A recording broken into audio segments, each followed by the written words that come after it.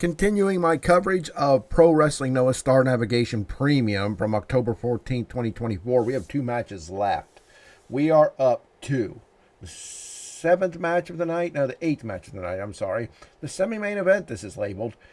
Akitoshi Saito, his last match in Korakuen Hall, 6-man tag team matchup that featured him teaming with Shiro, Koshinaka, and AKIRA, taking on Shiozaki, Muhammad Yone, and Atsushi Kotoge. This was a solid match. I know some people are going to watch this and say, who is this Koshinaka guy and this AKIRA guy? They looked old as hell. They are old as hell. They're older than me, and I'm 54.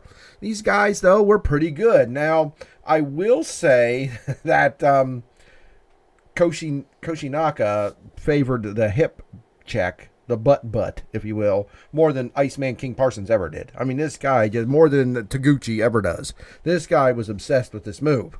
I mean, I'm not saying it's all he did, but I'd say it's about 90% of his repertoire. It really is. And I'm not knocking him. He did it well. He wrestled well. He's in great shape for as old as he is, like 60 years old or something like that.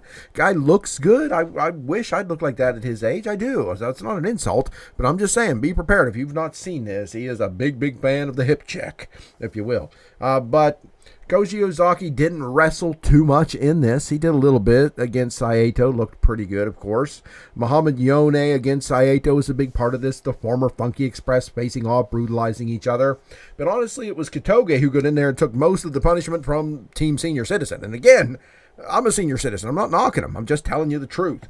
I thought it was good for what it was. It was sort of an old school Puresso match, a lot of forearms, a lot of, striking, it was simple wrestling. There was nothing fancy here, even though AKIRA hit an incredible frog splash, or incredible superfly splash. Really, it wasn't a frog splash. He just dove, though, pretty well off the top rope for a guy who's 58 years old. This was just a match to honor Saito as he is soon retiring.